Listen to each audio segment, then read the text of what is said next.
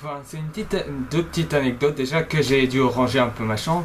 Et aussi, enfin, le deuxième truc, c'est que dans ma première partie de la rétrospective sur Friedberg et Seltzer, j'avais fait une faute, si vous l'avez remarqué. C'était, au lieu de dire The Biggest Movie of All Time, j'ai dit The Biggest Movie of All Time, quelque chose comme ça. Ben, déjà, je suis désolé pour cette erreur et que je ne referai plus cette erreur.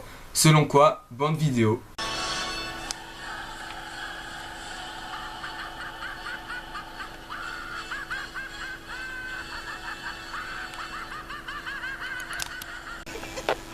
Par ceux qui ont vu 300.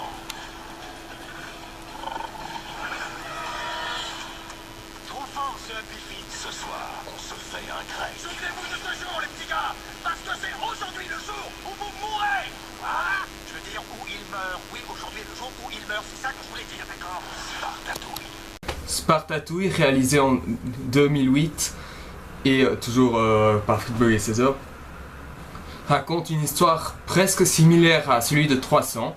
Enfin, c'est ça, la référence principale de Spartatouille, c'est 300. Ici, on remplace bien sûr Léonidas qui, vous vous doutez bien, a grandi chez les Spartiates, que apparemment les Perses ils veulent envahir la Grèce ainsi que Sparte tout entière. Donc bien sûr, Léonidas va utiliser 300 de ses hommes, ici 30, pour combattre les Perses et arrivera des gags, certaines drôles, d'autres pas. Donc voilà. Qu'est-ce qu'il faut dire? Je vais dire directement originalement sur Spartatouille. C'est toujours de l'amélioration, mais parce que chronologiquement c'était de l'amélioration, mais voilà, ça reste toujours mauvais. Déjà venons au propos. Si comme je l'ai dit, le problème de Spartatouille, mais aussi de tous les autres films de Friedberg et Seltzer, c'est que Friedberg et Seltzer, ils ont des bonnes idées pour certains gags, mais à chaque fois, soit ils ne font rien du tout, ou soit ils les dégueulassent et les rendent complètement inutiles. C'est ça le truc. Bon. Ici, il y a des gars qui font un peu rire, comme par exemple le physique du bébé de Léonidas avec la barbe, qui a été après utilisé dans Le Dictateur de Sacha Baron Cohen. Puis, il y a bien sûr le coup du pingouin dans Happy Feet, mais ça je l'ai déjà dit. Il y a eu également aussi autre chose, lequel... Ah oui, le mention du trou de la mort au moment où le messager perse est arrivé. Bref, il y a quelques scènes de ce genre-là qui marchent, mais bien sûr, comme tous les films où il y a au moins quelque chose qui arrive à faire rire, ils tombent directement dans la même fosse qu'ils ont eux-mêmes creusée. De toute façon, pour la réalisation, ça ne change pas, ça reste toujours aussi plate. Enfin, un peu plagié sur Zack Snyder, surtout pour la réalisation. Les effets spéciaux, ben, il y en a, c'est assez mal fait, mais bon, faut pas s'étonner, c'est un film à petit budget, 20 millions de dollars, donc vous doutez bien. Et comme une bonne partie de leur film, le Spartatouille, avec 20 millions de dollars, remportera 80 millions de dollars. À part Sexy Movie, aucun des autres films n'a dépassé le 100 millions de dollars.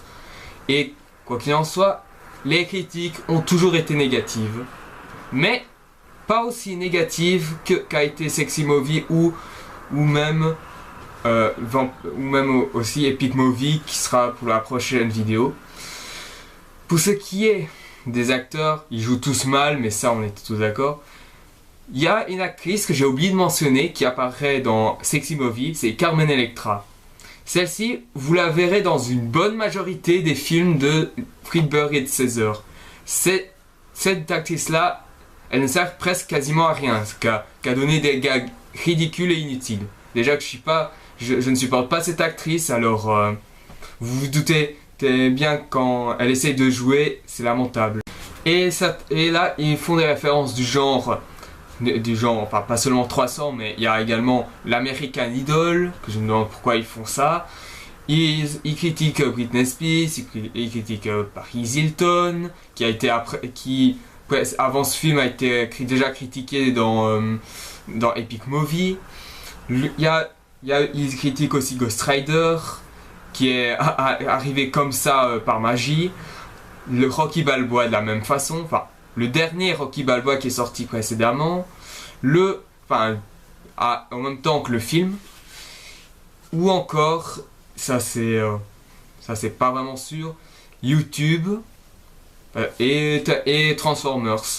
Mais bon, même s'il y a des gags pas drôles, il y a quand même certains gags que je dois y revenir. Comme je dis au début de la critique, j'ai dit qu'il y avait des gags qui faisaient rire, comme le truc d'Happy Feet, la mention du trou de la mort, etc. Ça c'était c'était sadique mais assez bien trouvé.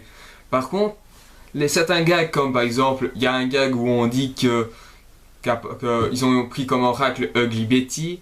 Je regardais pas cette série, mais je me souviens très bien du visage de ce personnage. Qui nous mène à un gag dégoûtant où elle se lèche les poils. Non, je vous assure. Et qui crache sur tout le monde, que c'est pas drôle non plus. Puis que le truc du Ghost Rider qui apparaît comme par magie. Le Rocky Balboa, la même chose. Le Botox, ça c'est vraiment n'importe quoi, mais bon, j'ai quand même ça aussi, ça m'a un peu rigolé, le truc du Botox. Puis qu'est-ce qu'il faut dire d'autre? Des gags homosexuels qui ne sont même pas drôles, à part jusqu'au moment où ils se moquent comme si ils se moquaient vraiment des homosexuels. Mais voilà, les gags que je trouve vraiment lourds, c'est que certains gags, ils le disent à l'avance. Enfin, ils disent à l'avance c'est quoi la référence, je veux dire. Par exemple, il y a un mec comme pour le Ghost Rider qui arrive comme ça, comme par magie, il y a à ce moment un garde, il va faire attention, le Ghost Rider. Oui, c'est juste aléatoire, quoi, je veux dire. Si tu dis la référence à l'avance, une fois qu'il apparaît, ça ne devient plus surprenant, alors ça devient moins drôle. Et le coup du cube du Transformers qui s'écrase. Là, Percé, normalement, qui n'a jamais vu un cube de sa vie, le cube du Transformers de sa vie, il dit à sa maman, mon Dieu, c'est le cube de Transformers. Mais, je sais pas, à sa place, j'aurais plutôt dit, qu'est-ce que c'est que ce cube? Ça fait quoi si je mets là? Puis après, il se transforme en Xerxes Tron, tout genre de choses. Mais pas dire directement que c'est le cube des Transformers. Là, non seulement c'est vulgaire, mais en plus, ça nique l'humour de ce gag, quoi.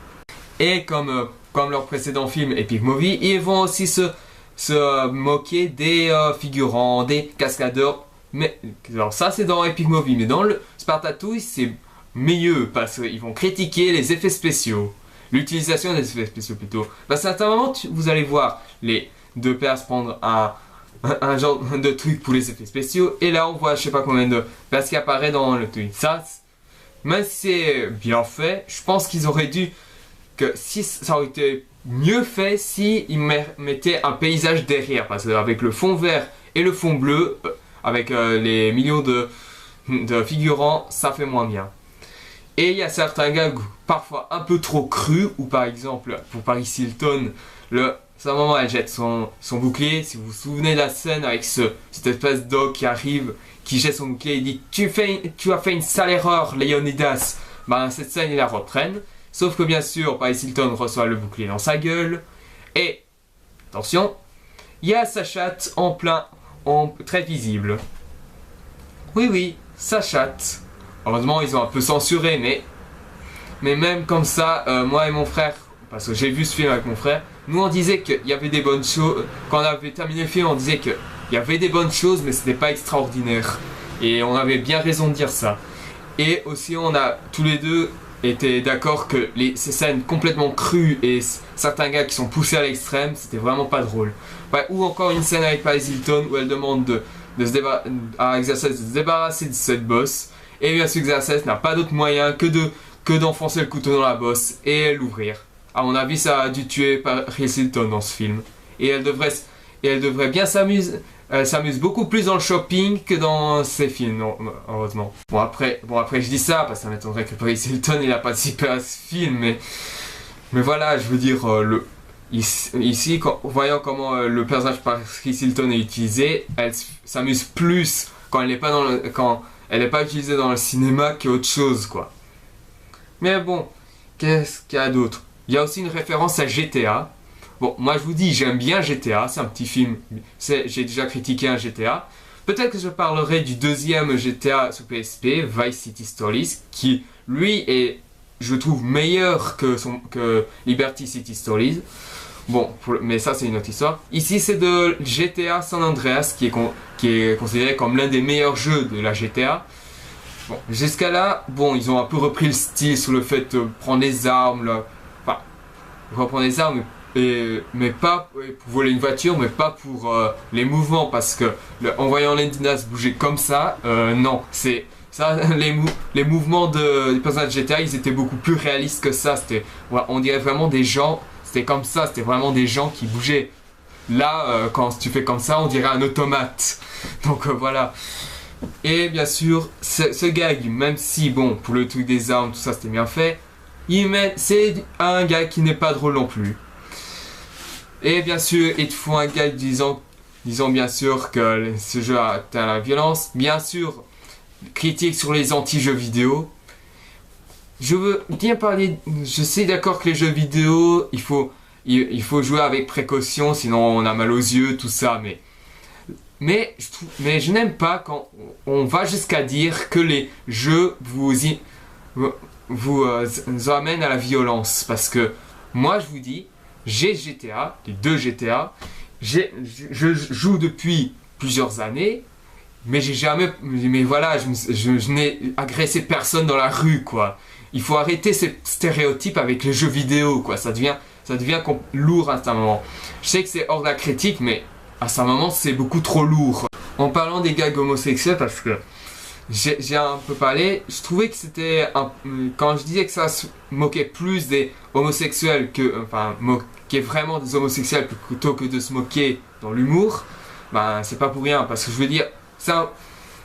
D'accord, c'est bien que je sais que les blagues homosexuelles, ça me fait souvent rire dans des films, dans des séries comme Family Guy, American Dad et South Park. Sauf que là, ça marchait très bien. Sauf que ici, ici c'est limite si c'est pas radical ce qu'ils font, parce que déjà que je vous dis tout de suite à propos du mariage homosexuel, la manifestation qui a été faite il y a plusieurs mois. Bah, moi je trouvais que c'était ridicule, complètement ridicule, parce que déjà, ce qu'il faut comprendre, c'est que les homosexuels, ils sont comme nous. Vous pouvez pas aimer, si vous n'aimez pas les homosexuels, c'est un truc, mais n'allez pas jusqu'à dire que c'est une abomination, que c'est ceci et cela. Les homosexuels, voilà, sont des gens comme nous. Seulement, ils ont une orientation sexuelle différente de la nôtre. C'est de l'hétérosexualité. Je suis d'accord que les homosexuels veulent être au même niveau, mais ce qui m'inquiète un peu, c'est peut-être pour avoir un enfant. Enfin, ça c'est ce qui m'inquiète un peu plus. Mais bon, passons. Pour ce qui est des gags, franchement, il y a des gags qui sont vraiment désespérés, je vous le dis tout de suite. Et franchement, contrairement à 300, parce que je voulais parler de la voix off. La voix off dans 300, elle était assez bien utilisée, je veux dire. C'était un peu pour expliquer l'histoire, c'était pour... voilà, c'était vraiment pour donner un côté... Parfois un côté courageux, un côté politique et belliqueux. Ici, dans le Spartatouille, cette voix off, elle ne sert quasiment à rien. Je veux dire, je suis d'accord que 300, il utilisait la voix off, c'était pour expliquer les événements plus ou moins les événements du film, mais seulement ici dans Spartatouille c'est foiré, parce que à un certain moment la voix soit il nous prend tous pour des cons, ou soit il se transforme en capitaine Oblivious. Je vous dis tout de suite. À un certain moment, quand je dis que la voix nous prend souvent pour des idiots, c'est qu'à un certain moment on voit Carmen Electra apparemment il utilise sa rage vémineuse pour avoir une transformation, un costume noir. Et bien sûr, la voix off, qu'est-ce qu'il dit, c'est la princesse utilise sa rage vémineuse comme Tobey Maguire dans Spider-Man 3. Merci mon grand, comme si personne n'en s'en est douté, puisque le costume, c'est comme Spider-Man. Et le deuxième truc, c'est bien sûr, Xerxes, il voulait attaquer les 30 Spartiates et le reste en est Perses. Bien sûr, il meurt comme une merde et s'écrase sur les 300 Spartiates et ainsi que sur ses soldats. Et la voix off, qu'est-ce qu'il dit? Après ça, il dit « Mais Persée s'est craché et a tué les 30 Spartiates et ses hommes en mourant sur le coup. » Merci, Capitaine Obvious. On l'a vu avant que tu ne le dis. Merci. Très utile, hein, très utile. C'était juste inutile, voilà tout. Mais bon, pour la fin, je vous dis direct, c'est un peu la même chose comme dans 300. Un homme qui a été aveuglé, enfin, dans 300, c'était bien sûr le narrateur, c'était celui qui racontait plus ou moins l'histoire, enfin, en voix off, qu'on n'entendait pas toujours beaucoup dans le film, mais que ça passait bien. Et que lui, bien sûr, après, il va mener les 10 000 Spartiates pour vaincre l'armée perse. Et ici, dans Spartatouille, bien sûr, le mec, c'était un gros qui a l'air la pâle copie de Jonah Hill dans Supergrave. Bien sûr, il s'est fait crever les 2 yeux. Il va donc voir la reine pour dire que Léonidas a été tué. Donc, il va revenir pour combattre les Perses avec 10 000 Spartiates. Bien sûr, ce con, il se gourde de chemin, va dans un centre de désintoxication et frappe une demoiselle sans savoir pourquoi. On voit sa chatte, puis super zoom sur sa chatte et fini. Mais il y a un autre truc que je dois dire avant de terminer cette 3e partie, c'est que à la fin du générique, on te met les scènes inédites. Enfin, je vois pas trop l'intérêt, je veux dire, parce que les scènes inédites, normalement, c'était pour le bonus, les bonus normalement. Pour moi, ce qui aurait pu être dans le générique, c'est le bêtisier, je veux dire. Après, il y a des bêtisiers qui ne viennent pas dans les génériques, et ça je peux plus ou moins comprendre. Mais voilà, quand par exemple, prenons un exemple, Monstres et compagnie. Dans le générique, on a un bêtisier et on a en même temps une seule scène inédite, mais qui a un peu un rapport avec le premier film, où Bob Razowski il a fait une pièce de théâtre que si vous vous souvenez bien, oui, je ne sais pas trop comment le dire comme fait Bob Razowski, mais il dit figurez-vous d'abord du plancher où je pique une criche, quelque chose comme ça. Après vous me dites si je fais une erreur, parce que franchement je peux pas dire la même chose que le personnage dans Monstres et compagnie, ça vous pouvez comprendre. Et bien sûr il y a cette scène inédite, mais cette scène inédite, voilà, c'est pas une scène inédite venant du film, c'est une scène qui est un peu après le film. Sauf qu'ici, ce sont des scènes qui, normalement, apparaissaient dans le film. Ce qui est complètement con, puisque Spartacus, c'est que voilà, si ça dévoile des éléments du film, c'est mieux le mettre dans le bonus. Bon. Jusque-là, on peut dire, à propos de ces films-là, bon, Spartatouille, pour conclure, je peux déjà dire que ce film-là, c'est un peu le film qui est toujours mauvais, et que même s'il y avait des améliorations, je m'en battais un peu les couilles. C'est pour ça que c'est pour moi le 3e et dernier film, le moins mauvais de Spielberg et César, le moins naze de Spielberg et César, tout en restant assez médiocre. Par contre, dans la prochaine vidéo, ce sera l'un des 2 gros lourds qu'ils nous ont proposé. Le premier, Epic Movie.